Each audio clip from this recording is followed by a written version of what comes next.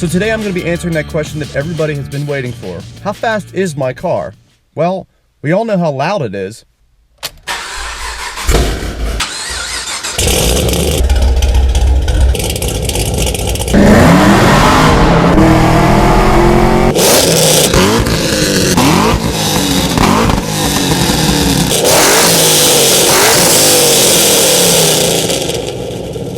We know the car can do a huge burnout.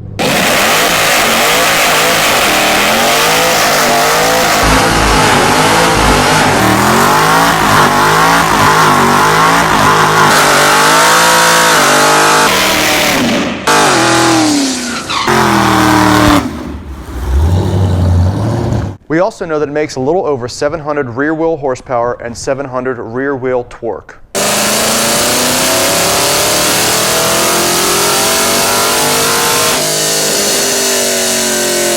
So how fast is my car? Find out in this video.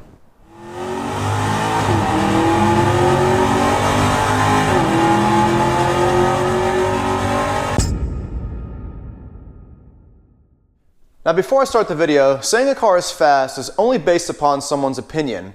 One person may think a stock Nissan 350Z is fast. Another person may think a stock Nissan GTR is fast. So this video, I'm not going to be giving you my opinion on how fast my car is. Instead, I'm going to be giving you guys factual information and statistics that I have gotten from this car and comparing it to other performance-based vehicles. So there are a lot of factors that come into play when determining how fast a car is. Usually a 0 to 60 time, 0 to 100 time, quarter mile time, maybe a top speed, or even sometimes how fast a car can go around a corner. But unfortunately, most people relate horsepower numbers to how fast a car is, and in some cases that is not accurate. For instance, take my car, which is 700 rear wheel horsepower and weighs 4,100 pounds, and let's say a Honda Civic that is 600 rear wheel horsepower and weighs about 3,000 pounds, or maybe even 2,500 pounds, depending on how gutted the car is. So with that being said, you really can't say that the car with the most horsepower is faster. Instead, you have to recognize power to weight ratio. So this car weighs 4,100 pounds and puts out 700 horsepower. So if you do the math, that equals 5.85 pounds per horsepower, which is decent, but this is a heavy car. So obviously a lighter car with the same power or even less would probably be faster than this car. Now, there are other factors that do come into play other than horsepower: traction, aerodynamics, transmission, things of that nature. So let's start with traction, for example. So you could have a 1,000 horsepower car and you could have a 2,000 horsepower car, but none of that matters unless you can put the power to the ground. And this car specifically has rear drag radials that are very good tires and helped me to achieve a very good 60-foot time at the drag strip, as well as a pretty decent quarter mile time. But before we get into what this car does in the quarter mile, which I'm sure most of you have already seen, let's talk about a 0 to 60 time, because I know a lot of you guys have been asking about 0 to 60 times, 0 to 100 times, things of that nature. A lot of car companies put out the 0 to 60 statistics because it's a very well-known spec that people go by when buying a performance car. So I actually did a few 0 to 60 runs here recently, and I'm going to show you guys the clips right now.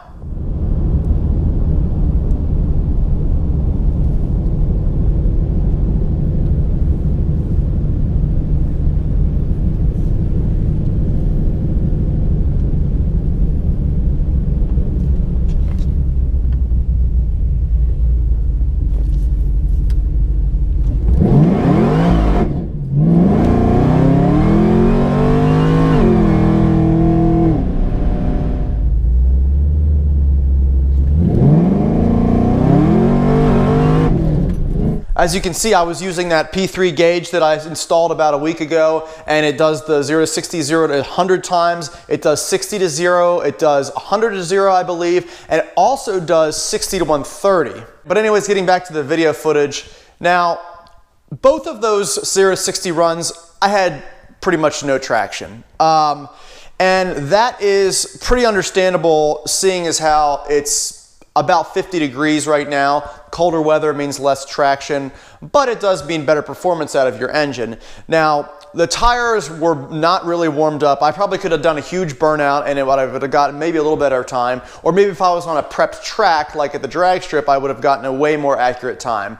Now, that 2.3 0 to 60 time is a little inaccurate because the car itself reads the mile per hour from the rear wheels. So if the rear wheels are spinning, 100 miles an hour and you're sitting still, it's going to say you're going 100. That's why that came up that way, because I pretty much blew through all the second gear and spun the tires. But between the 2.3 second one and the 3.9 second 0 to 60 time, we can get a good idea of somewhere in between that is probably true. Now, the 3.9 second one, I spun and literally let off the gas and kept going into it, and that's what I ran, was a 3.9. So we can say it's probably less than 3.9. Now, like I said, the first run, I spun the tires in the very beginning and then gained traction through the rest of it. So that is a little more accurate, obviously, 0 to 60 time than that 2.3 second one. But either way, none of them are completely accurate because I don't have any traction. And unfortunately, that's what happens when you try to do something like that on the road. You usually don't have traction. So let's talk about a little more accurate performance spec on this car, and that is the quarter mile time. Now, most of you know that I did go to the drag strip once, so let's watch that video.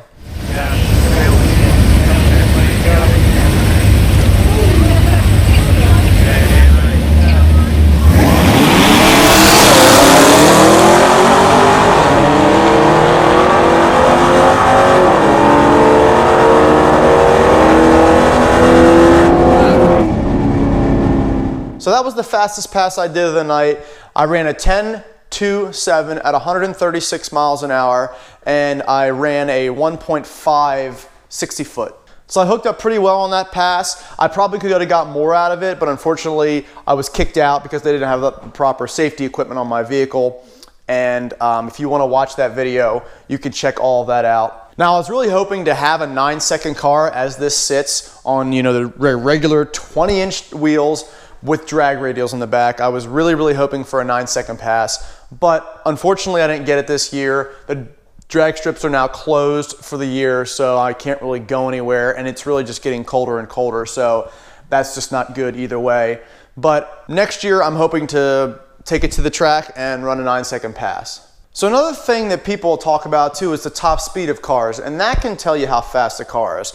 As many of you know, the Bugatti Veyron goes well over 250 miles an hour, which is insanely fast. And there's other supercars out there that go just as fast, if not faster.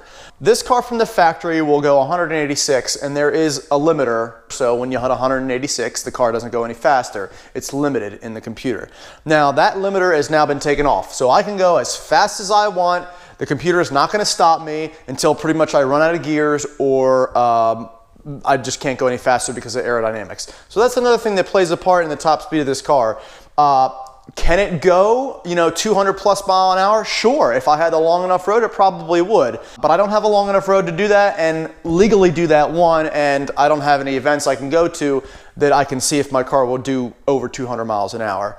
There are plenty of cars nowadays from the factory that go over 200 miles an hour. They've been recorded to go over 200 miles an hour. So that's really no exciting feat to do, but it's still a fast car. 200 miles an hour is very fast. Will this car do that? I'm sure it will, but I haven't really found out yet. So hopefully maybe next year I can do like a mile event and see how fast my car will go in a mile. I don't think it'll hit 200 because that's really moving to hit 200 miles an hour in a mile.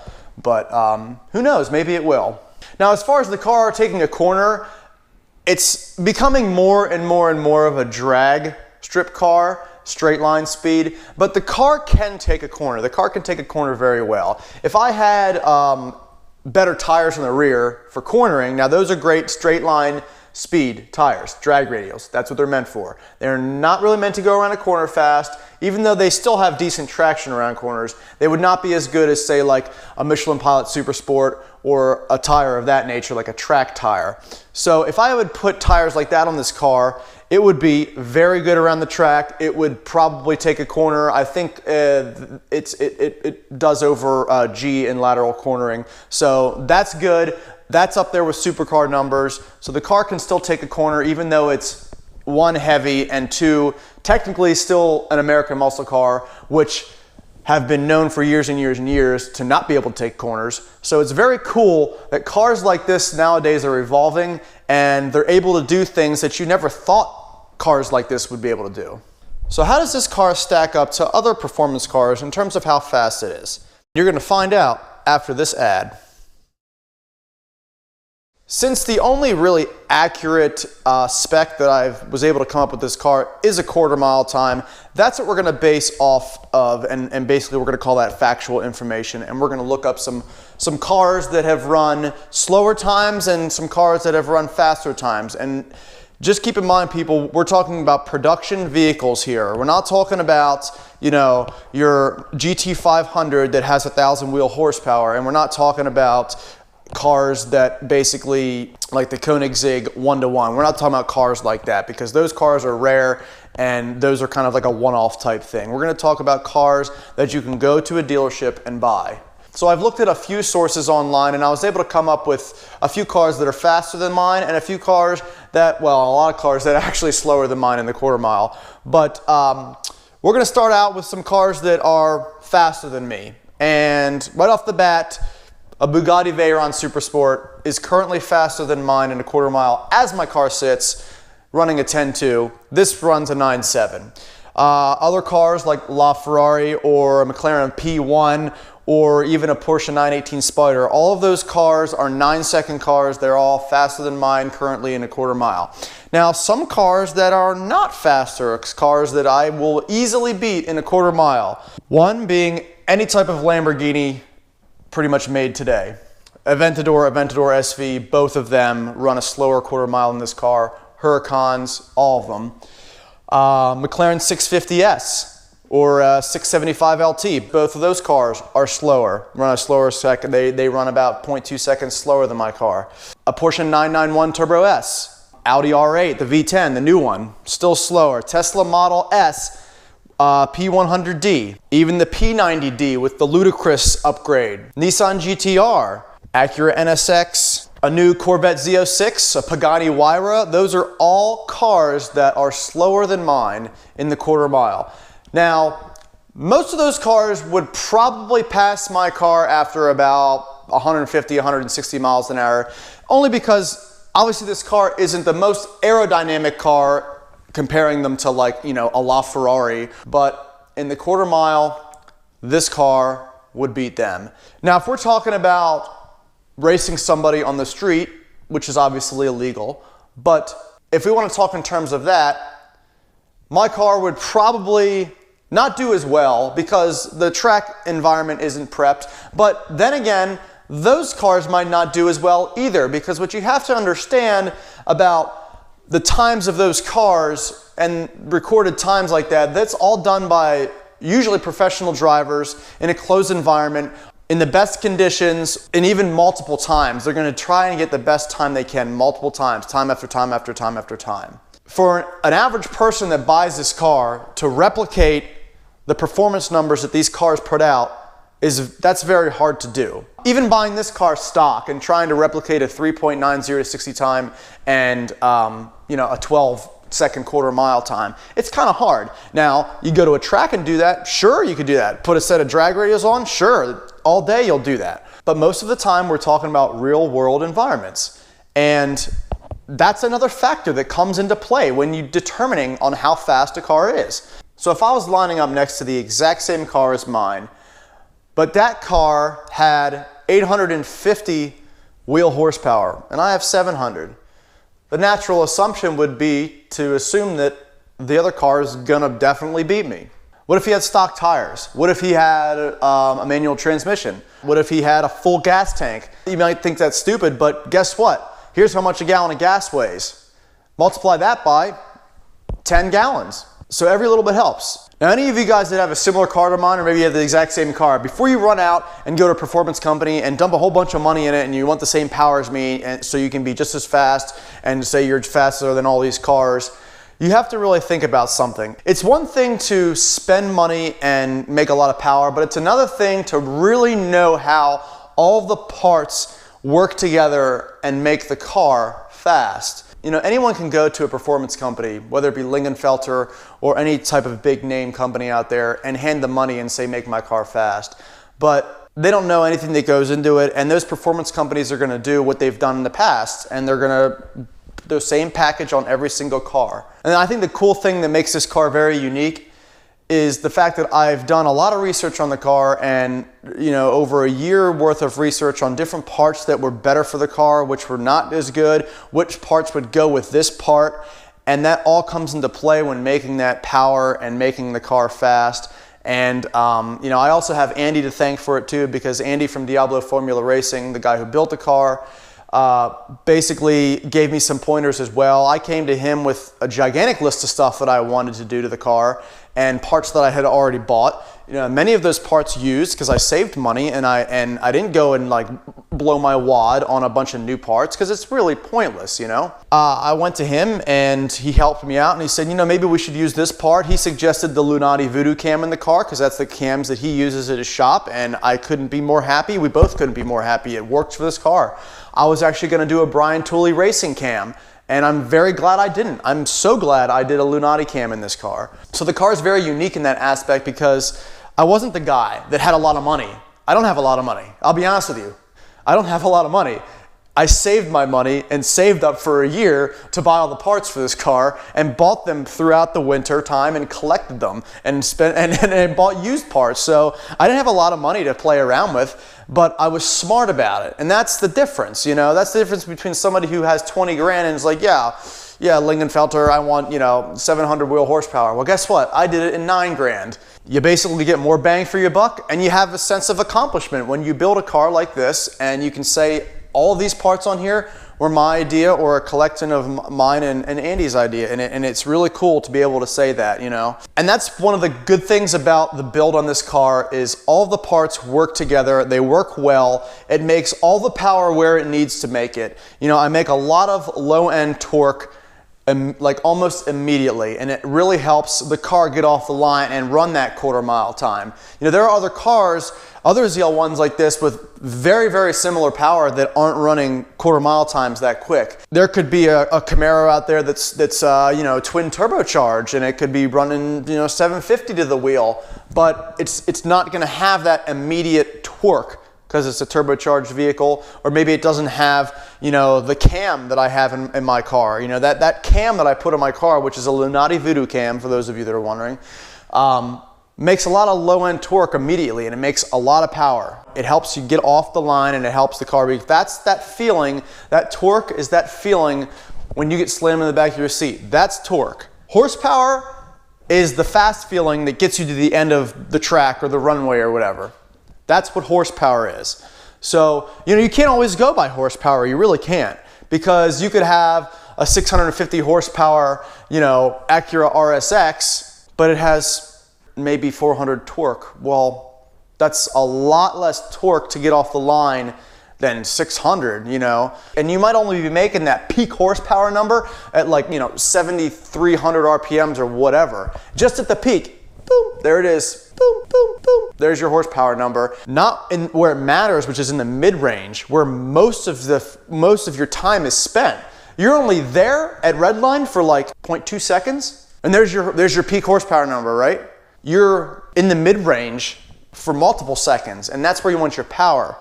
That's where you want that torque to be, and that's what makes cars fast. And that's also what helps get this heavy bitch off the line. I hope I gave you guys some pretty good information on how quick the car is, and I'm hoping to get a little more accurate of a 0 to 60 time maybe come next year, now that I have that gauge and I can play around with it a little more. I want to go to the track and use it because obviously that's going to be way more accurate than trying to do anything on the street, and obviously more safe too. So I'm going to be doing that for you guys so we can really get an accurate reading. So I hope you guys enjoyed this video. Hopefully I answered most or all of your questions about how fast the car is. And it's been a long time coming, obviously, and I wanted to get it out before pretty much the end of the year. Unfortunately, like I said, I couldn't get a lot of accurate times, but next year I'll be able to get some more information for you guys. And one more thing before I do end this video, I always tell you guys to follow all my social media, blah, blah, blah. It's all in the description. But I'm going to basically talk about one of those right now, and it's Instagram, and If you have not gone to Instagram, go to Instagram if you have one. Follow my page on there. I'm trying to be the basically most followed ZL1 page on there. I feel like it's lacking a little bit. Like I got my YouTube that's doing very well right now with over 6,000 subscribers, which is unbelievable because I feel like just yesterday I announced that I had 50,000. The Instagram is like lacking. It's always like falling behind. I feel like I'm like, come on, come on, come on. And even worse than that is Facebook, but I'm not really worried about Facebook. I do most of my work on Instagram. As you guys know, I post a picture on there pretty much every day, and you can see pictures of the car, you can see pictures of whatever video I'm posting that day, a lot of stuff. So go on Instagram, give me a follow, stay updated that way. You can also follow me on Snapchat as well. Sometimes I post funny shit, I post random stuff. It's not always about cars, it can be about anything, but usually it's something funny. So follow me on Snapchat, but all of that stuff is in the description, so you can go down there and you'll find all of the info there. So be sure to hit that subscribe button, and as always, have a great day.